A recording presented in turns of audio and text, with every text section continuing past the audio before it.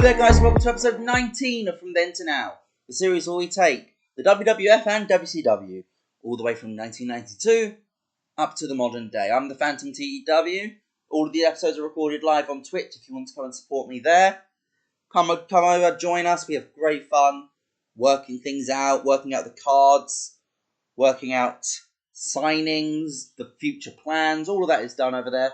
Or, if you just want to see the shows as they come up with no spoilers, you can always subscribe here and you get the videos put to you every single time.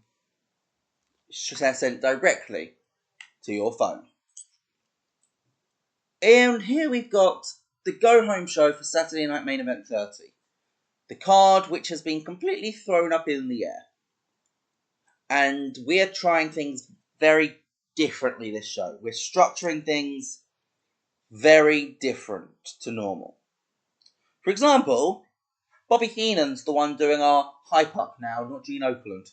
It's a 72, expectant simmering. It's better than what I've been getting sometimes. But your card for tonight sees Jake Roberts versus Papa Shango as your opener match. The Repo Man and Max Moon will both be in action. The Legion of Doom teams with Money Inc. to take on the Natural Disasters and the Nasty Boys. And in our massive 10-man tag main event, Bret Hart, Owen Hart, Jim Neidhart, the British Bulldog, and Kerry Von Erich take on Ric Flair, Shawn Michaels, The Undertaker, Roddy Piper, and Blake Beverly. Have fun spotting the odd one out. Gets a 72 rating. Heenan has a hot catchphrase. He just goes out there. He gets this crowd simmering. And it continues with Flair coming out, with Perfect and Michaels behind him. It's a 53 because for some reason Flair promos don't seem to work in this save. And he says, the Horsemen, we are recruiting. Tully was past it. Justice just couldn't hack it. But to all of you in the locker room, could you be the one to bring the 4 to the Horsemen?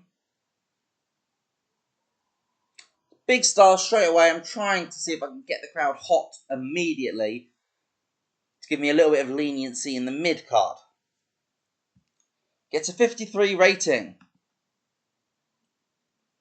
We're still simmering as Jake Roberts, another massive star, beats Papa Shango in 3 minutes 51.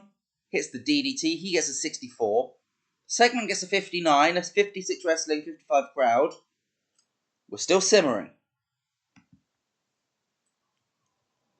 Sergeant Slaughter is backstage. He says, listen here, maggots. I'm fed up.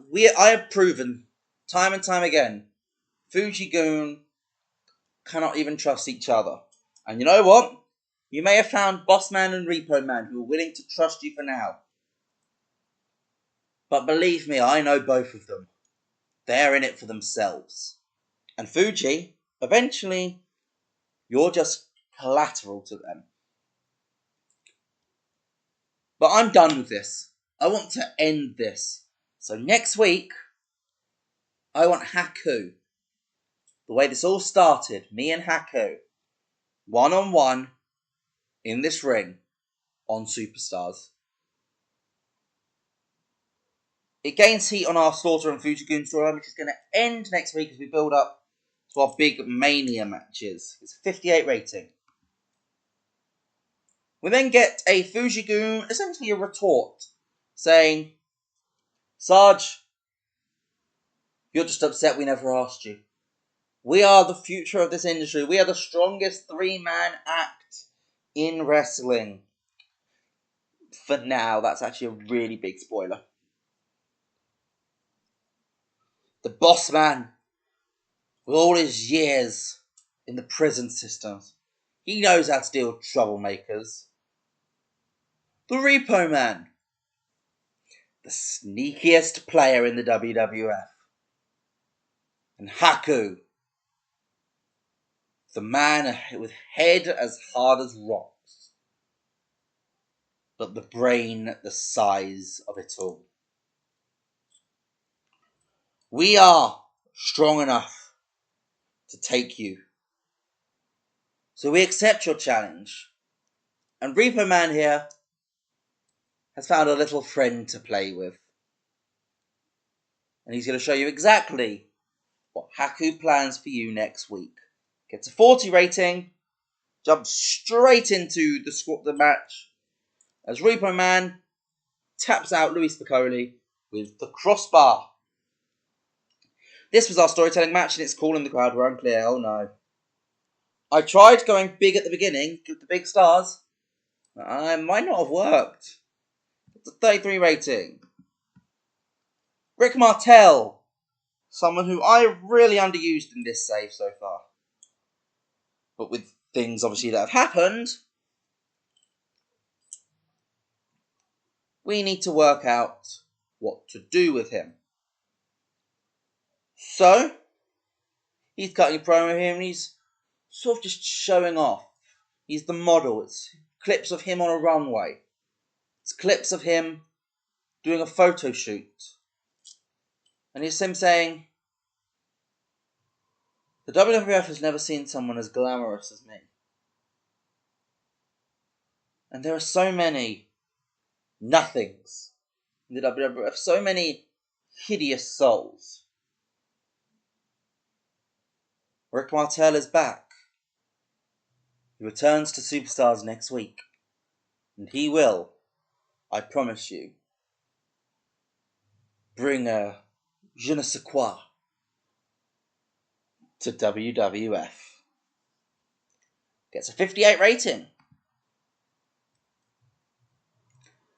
Max Moon beats Dale Wolf with a super kick in 5 minutes and the crowd are gone. We need to heat them up.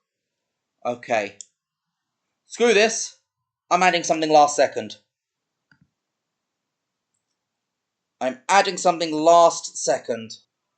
And we are back on the show, and I tried something and I don't think it worked. I went onto the indies and grabbed 3 people who I know can work hardcore. I grabbed the Bushwhackers, who I also know can do hardcore, and Brian Costello, who apparently can do hardcore. And I told them to go out there and have a 10-minute car crash match. Just do massive stunts, massive table bumps even. Well, maybe not table bumps at this point, massive big jumps, just a big fight feel. Try and get this crowd back into it. It didn't work. James Moriarty, though, I want to sign. Because he's getting a 40. That's the same as Butch and Luke. If James Moriarty was getting a 40, I think I want to sign him. And try and improve the actual in-ring level of the mid-card. Well, we tried. Money Inc. cut a promo. Ted DiBiase does all the talking. And they're basically saying that at Saturday Night Main Event, they're going to debut their new valet. And she is worth $1 million.